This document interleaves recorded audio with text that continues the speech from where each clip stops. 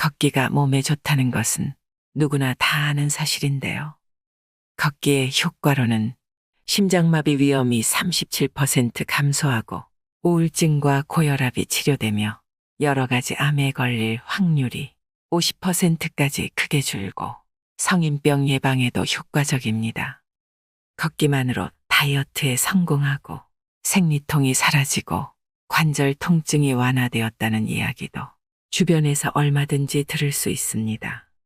그리고 잘 걷는 사람은 대체로 사고가 유연하고 창의적인 아이디어가 넘치며 온화하고 인간관계가 좋다고 합니다.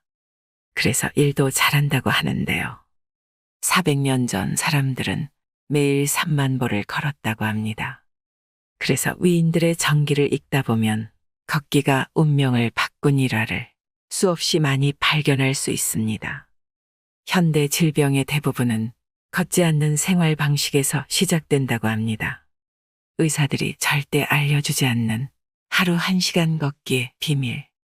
오늘 소개해 드릴 책은 병의 90%는 걷기만 해도 낫는다입니다. 일본 아마존 건강 분야 1위 베스트셀러로 출간 직후 10만 부가 판매된 책입니다. 저자는 30년 동안 환자를 돌본 일본을 대표하는 가정의학 전문의인 나가오 가즈히로 박사입니다.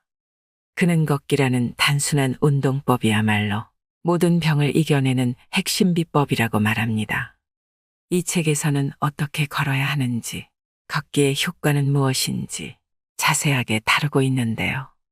잘 걷기만 해도 아토피성 피부염과 변비, 우울증과 고혈압, 골다공증과 암까지 병의 90%를 예방하고 치료할 수 있다고 합니다. 놀라운 걷기에 힘을 들으시고 건강하고 풍요로운 삶을 누리시길 바랍니다. 운명을 바꾸는 걷기의 힘. 나는 병의 90%는 걷기만 해도 낫는다고 생각한다. 내가 근무하는 병원에는 다양한 환자가 내원한다. 다양한 질환과 증상으로 고생하는 환자들이 진료실을 찾기 때문에 치료 방법은 다르지만 공통으로 나누는 대화가 있다. 평소에 잘 걸으세요. 자주 걸으셔야 해요. 걷기만 해도 한결 나아지거든요. 진료실을 찾는 환자들에게 매일 하는 말이다. 걷기를 생활화하면 더는 의사를 찾지 않게 된다. 이것만큼은 확신할 수 있다. 우리가 앓고 있는 병의 대부분은 걷지 않아서 발생한다. 다양한 질병이 증가하는 까닭은 우리가 잘 걷지 않기 때문이다. 의사는 환자를 진찰하고 병명을 확정 지으면 일단 약부터 처방하려 든다. 환자도 병을 낫게 하거나 증상을 없애는 약을 처방받기 위해 병원을 찾는다. 이 현상은 과연 올바를까? 누구나 걷기가 몸에 좋다는 사실을 알면서도 너무 당연한 나머지 오히려 등한시한다. 걷기가 건강에 좋다는 사실을 알면서도 실천하지 않는 사람이 많은 이유는 걷기가 얼마나 중요한지 모르기 때문일 것이다. 막연히 좋다고는 생각하지만 걸어서 병이 낫는다고는 믿지 않는 것이다. 걸으면 걸을수록 모든 질병은 완치된다. 걸으면 근육과 뼈가 튼튼해지면서 나이가 들어 무릎이 쑤시거나 허리가 결리는 증상을 줄일 수 있다. 치매도 걷기로 예방할 수 있으며 증상이 발현되더라도 걸으면 호전된다. 2명 중 1명이 걸려 국민병이라고 불리는 암 역시 걷기로 예방도 하고 치료도 할 수 있다. 기관지 천식이나 교원병 등의 면역계 질환뿐 아니라 편두통으로 대표되는 뇌 과민증 역시 걷기가 특효약이다. 불면증이나 우울증 또한 정신과 치료약을 먹지 않아도 걷기로 다스릴 수 있다. 주위에 보살핌이 절실한 요양보호 환자도 걸으면 간병인 없이 생활할 수 있다. 일부 질환을 제외하면 걷기는 병원에서 매일 진료하고 접하는 병의 대부분을 치료하고 예방하는데 가장 중요한 열쇠다. 걷기 때문에 난처해지는 사람은 의사뿐이다. 건강해지면 지금만큼 의사를 찾을 필요가 없기 때문이다. 모두가 걷기를 실천해 환자가 감소하고 자립해서 생활할 수 있는 노인이 많아지면 의료와 간병에 쏟는 사회적 비용을 줄일 수 있다. 환자에게 걷기를 권하면 힘들어서 싫어요라며 고개를 흔들곤 하는데 걷기는 결코 괴롭지 않다. 앞으로 자세히 설명하겠지만 걸으면 행복 호르몬인 세로토닌이 왕성하게 분비된다. 그래서 걷기는 행복 그 자체이자 누구든 간단히 행복해지는 지름길이다. 똑바로 걸어야 치료 효과가 있다. 환자가 진료실에 들어와 내 앞에 놓인 의자에 앉을 때까지 걷고 서는 자세에서 이미 연령과 노화 정도가 드러난다. 본인이 걷는 모습을 본 적이 있는가? 외출을 준비하며 옷매무새를 확인하려고 전신 거울을 보는 사람이 많다. 그때 옷뿐만 아니라 어떤 자세로 서 있는지도 찬찬히 살펴보기 바란다. 자기 자신은 아무 이상이 없다고 느끼더라도 객관적으로 관찰하면 똑바로 서지 않는 사람이 상당히 많다. 연배가 있는 여성 중에는 등과 어깨가 구부정하고 목과 고개를 앞으로 내민 자세에 배에 힘이 들어가지 않아 아랫배가 불룩 나온 분들이 많다. 반면 남성은 중년이 될수록 배둘레에 차곡차곡 내장 지방이 쌓이는데 등이나 허리를 젖히는 바람에 배가 앞으로 튀어나와 빵빵해 보이기도 한다. 이러한 자세로 서면 무게 중심이 뒤로 쏠리므로 구두 뒷굽이 닳기 쉽다. 평소에 구두에 뒷굽만 달았다면 자세를 교정해야 한다. 상체를 뒤로 젖히면 척추에 부담을 주기 때문에 요통의 원인이 된다. 또한 복근을 거의 사용하지 않기 때문에 복부 주변에 지방이 붙기 쉬워서 점점 배가 나온다. 본인은 깨닫지 못하더라도 한쪽으로 무게중심이 쏠린 사람도 있다. 좌우균형이 맞지 않으면 승강장에서 지하철을 기다리며 자기도 모르게 한쪽 다리에만 중심을 딛고 서는데 이는 무릎이 상하는 원인이 된다. 익히 알고 있듯 오른발과 왼발의 구두 밑창이 균등하게 닳지 않는다면 무게중심이 한쪽으로 기울어졌다는 뜻이다. 몸에 불필요한 부담을 주지 않고 올바르게 서려면 턱을 가볍게 당기고 어깨가 굽지 않도록 가슴을 앞으로 조금 내밀어라. 그리고 등과 허리를 앞으로 구부리거나 뒤로 젖히지 말고 곧게 펴라. 배는 앞으로 내밀지 않는다. 마지막으로 좌우 다리가 균등하게 체중이 실리도록 똑바로 서라. 바른 자세에 대해서는 몇 가지만 주의하면 된다. 배꼽 아래 부분인 단전, 팔과 몸통을 연결하는 부위에 있는 견갑골, 그리고 골반을 의식하라는 것이다. 단전과 견갑골, 골반만 의식하면 자연스럽게 어깨와 가슴, 등과 배, 허리와 다리의 위치가 바로 잡히는 것이다. 골반을 앞으로 기울여라. 골반은 허리 부분의 모든 뼈를 총칭한다. 몸통이 골반 위에 놓이기 때문에 골반은 상반신과 하반신의 움직임을 연결한다. 그런데 왜 골반을 조금 앞으로 기울이는 편이 좋을까? 골반을 뒤로 놓으면 배와 엉덩이에 힘이 들어가지 않고 골반이 부드럽게 움직이지 않는다. 골반이 유연하지 않으면 그 아래에 이어진 다리만으로 걷기 때문에 고관절과 무릎 관절에 불필요한 부담을 주게 된다. 골반을 조금 앞으로 기울이려면 어떻게 해야 될까? 단전에 힘을 준 상태에서 항문을 조이고 엉덩이를 위로 올리면 된다. 직접 해보면 확실히 골반이 살짝 앞으로 기울어서 허리 주위가 시원해지는 느낌이 든다. 한편 외래 진찰을 하다 보면 골반이 틀어졌다며 걱정하는 환자도 많다. 하지만 어느 정도 나이가 들면 누구든 골반이 틀어진다. 골반이 뒤틀렸다는 말에 상심하는 환자에게는 괜찮습니다. 골반은 다들 뒤틀려 있어요. 저는 더 심해요 하고 내 허리를 보여준다. 뒤틀렸다는 말은 그렇다고도 아니라고도 단정 짓기 힘든 알쏭달쏭한 표현이다. 모든 환자에게 하는 말인가 싶을 때도 있다. 원래 예순일은 고개를 넘기고 꼿꼿한 사람은 없다. 그래도 걸을 수 있다. 뒤틀려 있어도 크게 문제되지 않으니 여유롭게 교정하는 마음으로 바른 자세를 유지하면 된다. 단전에 힘을 주고 항문을 조이고 엉덩이를 올린다. 이 말을 떠올리며 틈틈이 골반을 의식하자. 팔꿈치를 뒤로 최대한 당겨라. 단전과 견갑골, 골반을 의식하면서 바르게 서는 방법을 익혔다면 다음은 걷기다. 책을 내려놓고 평소처럼 걸어보자. 가능하면 전신이 비치는 거울 앞에서 자세를 확인하기 바란다.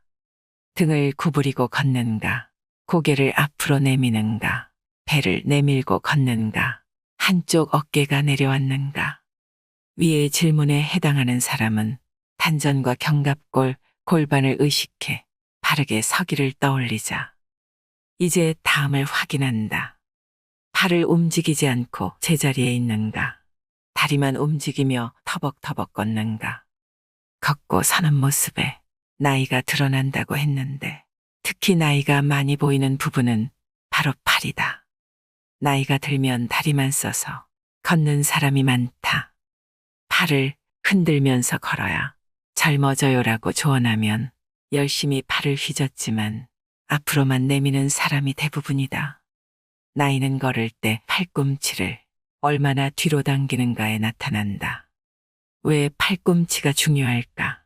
팔꿈치를 뒤로 당기면 견갑골이 움직이기 때문이다. 즉, 움직일 곳은 팔이 아니라 견갑골이다. 견갑골 주변은 온몸에서 근육이 가장 많다. 그 큰 근육을 움직이며 걸어보자. 하반신뿐 아니라 상반신도 사용해 전신으로 걷는지가 최대 관건이다. 다음 몇 가지 사항만 주의하면 된다.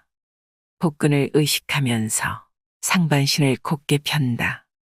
엉덩이 근육을 의식해 착지할 때의 충격을 완화한다.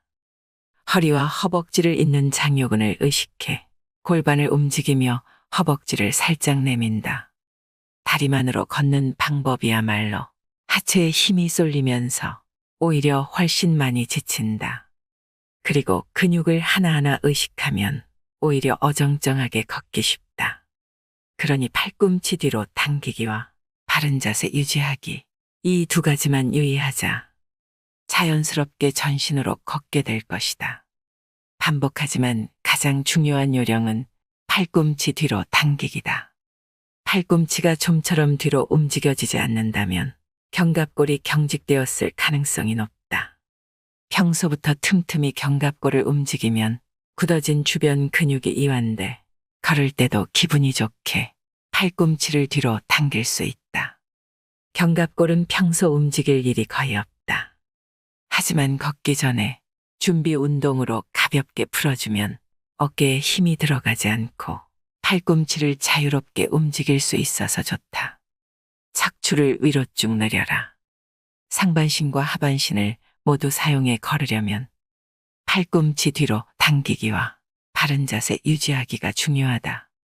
바른 자세를 유지하는 방법으로 단전 의식하기, 견갑골 모으기, 골반 앞으로 기울이기를 소개했는데 하늘에 매달린 실이 머리끝을 잡아당긴다고 상상하는 방법도 좋다.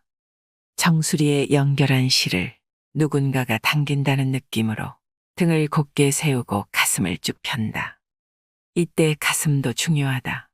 가슴을 열면 배가 확장돼 호흡이 깊어져서 산소를 충분히 들이마시며 편하게 걸을 수 있다. 발 뒤꿈치로 착지하기도 빼놓을 수 없다. 바르게 걸으려면 발 뒤꿈치부터 착지해 발끝으로 차듯이 내딛어야 한다는 말을 들어보았을 것이다. 이 자세는 의외로 누구나 자연스럽게 실천하고 있다. 포인트는 뒤꿈치부터 착지할 때 다리 위에 상반신을 똑바로 세우는 것이다. 그래야 머리에서 발끝이 일직선이 되고 착지하면서 생기는 충격을 무릎과 허리뿐 아니라 온몸으로 흡수해 효율적이고 부드럽게 걸을 수 있다. 보폭은 약간 넓게 잡는다. 보폭에도 나이가 드러나기 쉽다. 나이를 먹을수록 보폭이 좁아지기 때문이다. 할아버지 할머니의 걸음걸이를 상상해보자. 좁은 보폭으로 발을 탁탁 떨어뜨리며 걷는 모습이 떠오르지 않는가. 찬 걸음보다는 조금 넓은 보폭으로 걸어야 기분 좋게 온몸을 쓸 수 있다. 발 뒤꿈치로 착지해 상반신을 똑바로 세우려면 100m만이라도 의식해서 걸어보자. 땅을 디디는 순간에 중심축을 일직선으로 만든다고 상상하면서 발 뒤꿈치로 착지해 발끝으로 지면을 차듯이 내딛는 과정을 반복하기만 해도 등이 쭉 펴진다. 사실 빠르게 걸으면 전신을 스트레칭하는 효과도 있다. 걷고 난 후에는 혈압이 걷기 전보다 20 정도 낮아진다. 시원하게 등을 펴고 걸으면 부교감 신경이 활성화돼 긴장이 풀리기 때문일 것이다. 적절한 운동은 뇌와 몸을 쉬게 한다. 모델 워킹의 기본은 등 펴기다. 견갑골을 모아 가슴을 열고 당당하게 걷는다. 더욱이 다리가 아닌 중심을 앞으로 내민다는 감각으로 상반신을 움직여라. 모델 워킹은 겉보기에도 좋을 뿐 아니라 올바른 걸음걸이로도 손색이 없다. 환자에게 바르게 걷는 방법을 설명할 때는 모델이 됐다고 상상하며 걸으세요 라고 권한다. 생각하며 걸으면 효과도 2배. 머리를 쓰면서 걷기도 추천한다. 치매 예방은 걷기의 효과 중에서도 특히 강조하고 싶은 부분이다.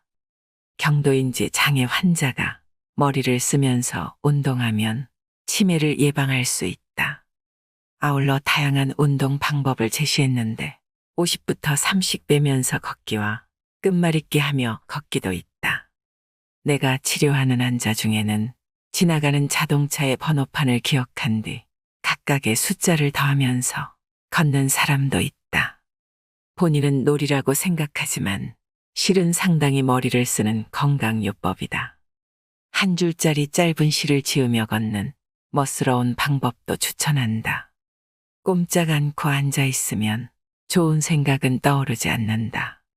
이런저런 생각을 하며 걷다가 꽝하고 번개가 치듯 떠오르거나 뿅하고 머릿속에서 튀어나온다. 걸으면 머리가 좋아지는 이유. 걸으면 극적으로 머리가 좋아진다. 여기에는 간접적인 이유와 직접적인 이유가 있다. 먼저 간접적인 이유를 살펴보자. 뇌의 기능이 떨어지는 가장 큰 원인은 뇌에 도달하는 산소를 받아들이는 양이 줄기 때문이다.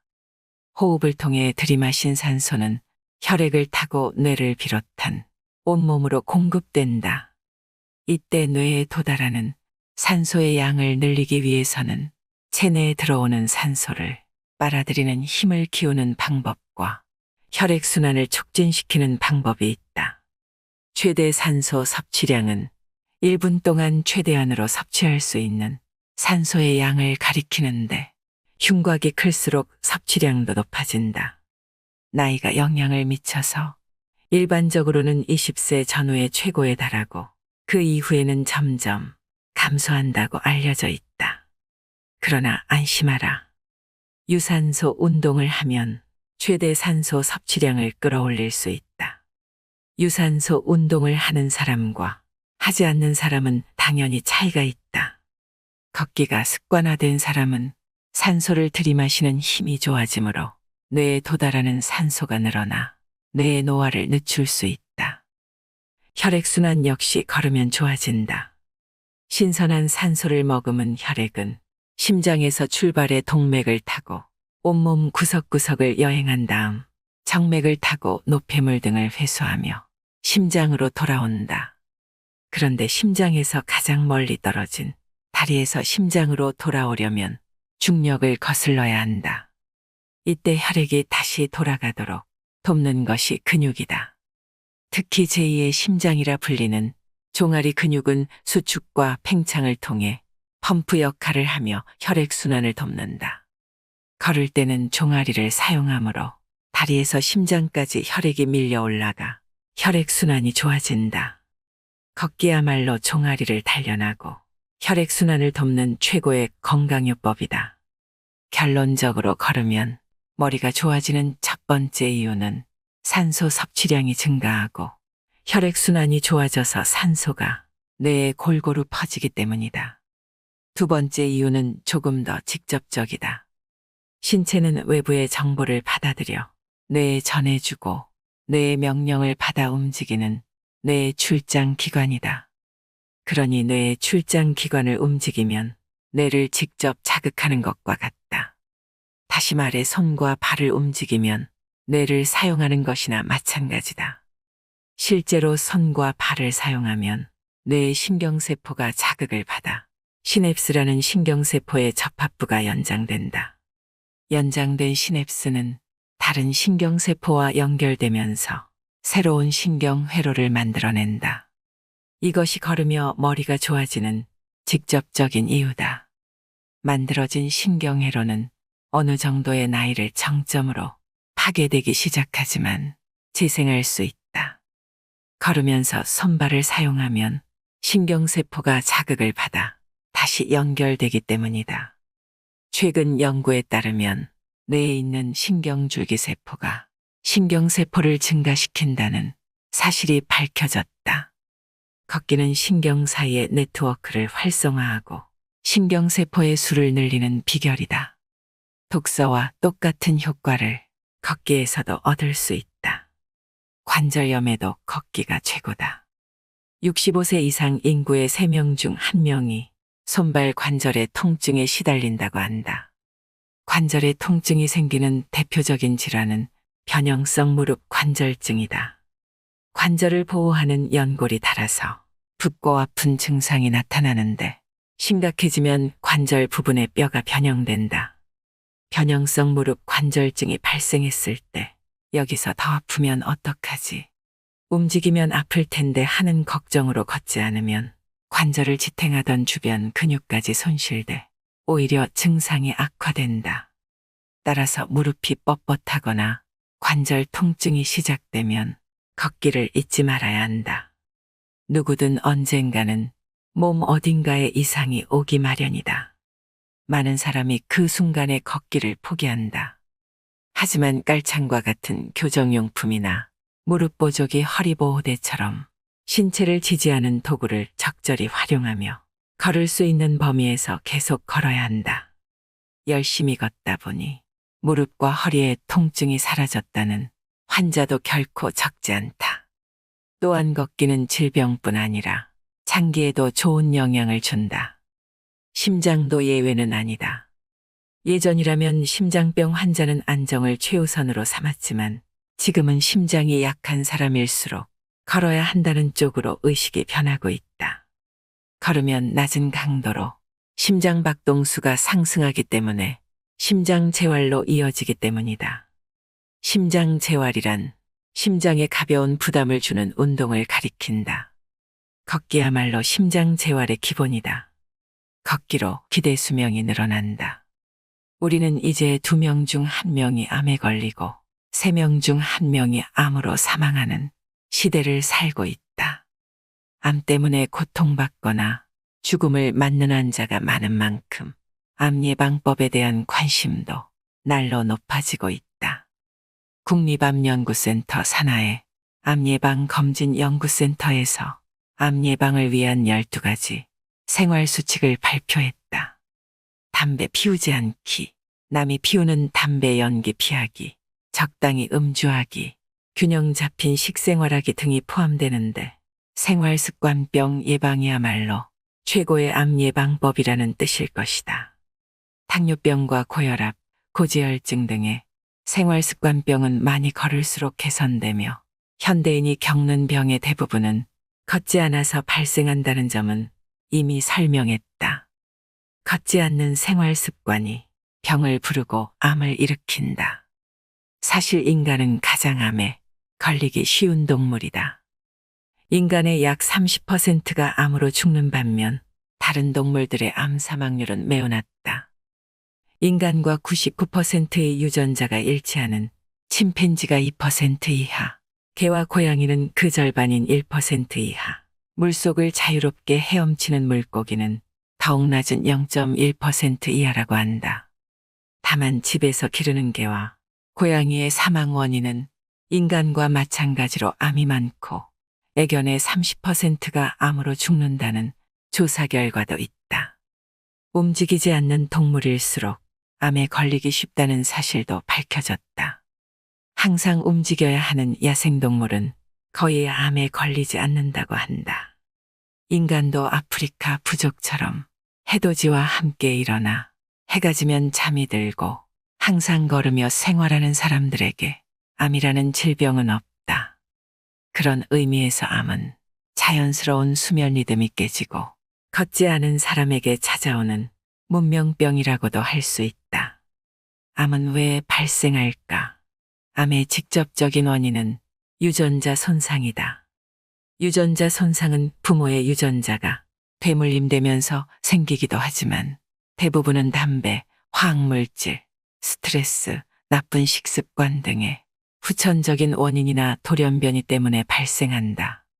통상적으로는 유전자가 손상되더라도 곧바로 복구되는 것이 정상이다. 하지만 손상된 유전자가 그대로 복제될 때도 있으며 이러한 오류가 누적되면 암세포가 발생한다. 유전자 복제 오류는 나이가 들수록 많아지므로 암이 노화의 일종이라고 보는 견해도 있다. 사실 건강한 사람의 몸에도 매일같이 5,000개 이상의 작은 암세포가 생성된 뒤 사라진다는 주장도 있다. 체내에 생성된 작은 암세포를 발견해 퇴치하는 것은 우리 몸에 자연적으로 존재하는 면역체계다. 그런데 면역력이 저하되면 암세포의 일부를 놓치게 된다. 애초에 유전자가 손상될 확률도 높다. 그러므로 면역체계를 튼튼히 유지해야 한다. 이때 가장 좋은 방법이 걷기다. 걸을수록 면역세포가 활성화되기 때문이다. 최근 연구에서 적절한 운동이 습관화된 사람은 그렇지 않은 사람에 비해 NK세포라는 면역세포가 활성화된다는 사실이 밝혀졌다. NK세포는 바이러스에 감염된 세포나 암세포만을 직접 파괴하는 든든한 아군이다. 위 연구 결과에서 주목할 것은 적절한 운동이라는 표현인데 지나치게 격렬한 운동은 오히려 면역력을 저하시킨다. 무리한 운동을 하면 인체의 세포나 유전자를 산화시켜 손상을 입히는 활성산소가 증가하기 때문이다. 덧붙여 NK세포를 활성화하려면 즐겁게 운동하기도 중요하다고 한다. 그러니 유쾌한 마음으로 걷는 것이 바로 건강을 지키는 비결이다. 암을 예방하기 위해 값비싼 건강보조제를 복용하거나 건강식품을 섭취하는 사람이 많지만 걸으면 그럴 필요가 없다. 다시 한번 강조하지만 무엇보다 걷기가 중요하다. 암은 노화의 일종이므로 오래 살수록 암에 걸릴 확률도 높아진다. 노화 때문에 발생하는 암을 100% 예방할 길은 없지만 생활 습관 때문에 발생하는 암은 미리 대처할 수 있다. 시간이 허락되는 한 걸어보자. 암 발생 위험을 분명히 줄일 수 있다. 걷기만으로 변비 탈출. 역류성 식도염과 기능성 위장장애, 과민성 대장 증후군은 위와 장의 기능이 약해져 발생하는 질환들이다. 역류성 식도염은 위액이나 위의 내용물들이 식도로 역류해 염증을 일으키거나 가슴이 쓰리는 등의 불편한 증상을 유발한다. 기능성 위장 장애란 검사 결과 아무 이상이 없는데도 소화불량과 복통, 더부룩함 등의 증상이 가시지 않는 질환을 가리킨다. 과민성 대장 증후군은 복통 등의 불쾌한 증상과 함께 설사 혹은 변비가 반복되는 질환으로 배변 후 증상이 호전되는 특징이 있다. 최근 위와 같은 질환을 앓는 환자가 큰 폭으로 증가했다고 알려졌다.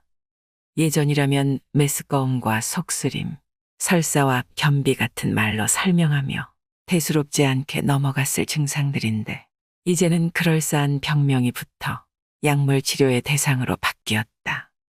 이들 질환의 공통점은 식도나 위와 장 등의 내시경 검사 결과 아무 문제가 없는데도 이상 증상이 계속된다는 점이다. 이처럼 특별한 원인 없이도 위장 기능 장애를 겪는 사람이 급증하고 있다. 위와 장의 기능을 조절하는 신체 기관은 바로 자율신경이다. 자율신경은 교감신경과 부교감신경으로 나뉜다. 교감신경은 몸을 움직일 때나 긴장하거나 스트레스를 받았을 때, 부교감신경은 신체가 안정되었을 때 작용한다. 이 두 신경의 균형이 깨지면 자율신경이 지배하는 위와 장의 기능에도 이상이 생긴다. 지금 속이 안 좋으신 건 자율신경 기능이 저하되었기 때문이에요 하고 환자에게 설명하면 그럼 자율신경 기능이 좋아지는 약을 주세요라는 말이 되돌아오기 일쑤지만 필요한 처방은 약이 아니라 걷기다. 자율신경 기능을 개선하는데 걷기보다 좋은 방법은 없다. 여러분도 짐작하겠지만 걸으면 배가 고파지고 장운동이 시작되기 때문이다. 나는 꼭 걷기를 권하지만 환자들은 이런저런 이유로 걷지 않는다. 이래서야 걷기 싫을 수밖에 없지 않은 생각이 들게 하는 여성도 많다. 높은 구두를 신고 변비가 심해서요. 약 좀 처방해 주세요 하는 환자를 볼 때마다 말로 표현할 수 없는 기분이 되곤 한다. 변비를 고치려면 채소를 많이 먹어야 한다. 변비에는 요구르트가 좋다. 푸른이나 바나나도 효과가 있다더라 등 변비 개선에 효과적인 식품에 대해서는 많이 들어보았을 것이다. 하지만 식사만으로 변비를 해결하기에는 한계가 있다.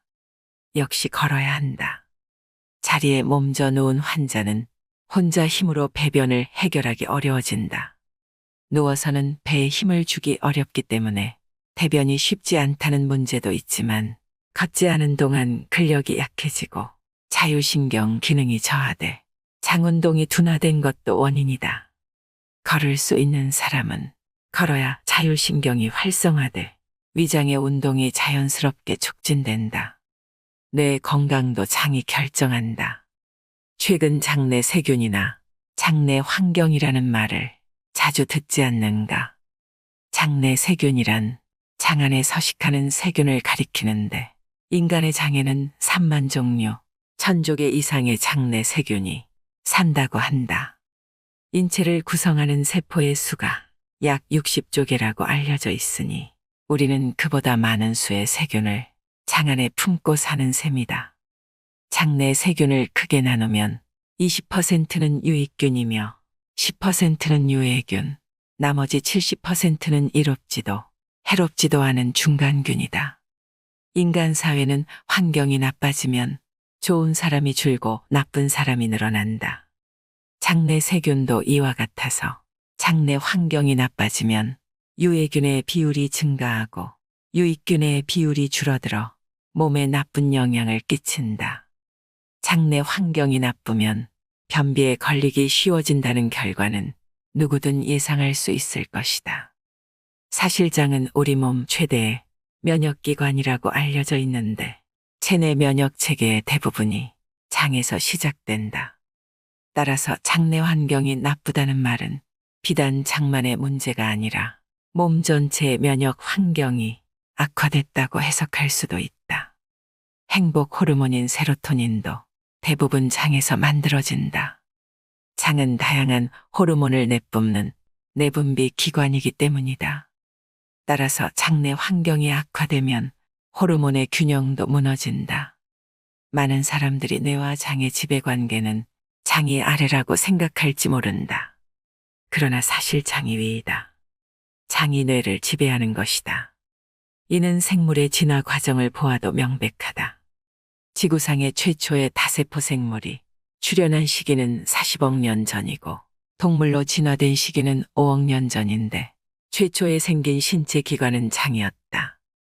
지금도 히드라나 말미잘처럼 장만 존재하는 동물이 있는 반면 장이 없는 동물은 존재하지 않는다. 역시 뇌보다 장이 우선이다. 장내 환경이 나빠지면 행복 호르몬인 세로토닌을 비롯한 뇌의 호르몬의 균형이 무너진다.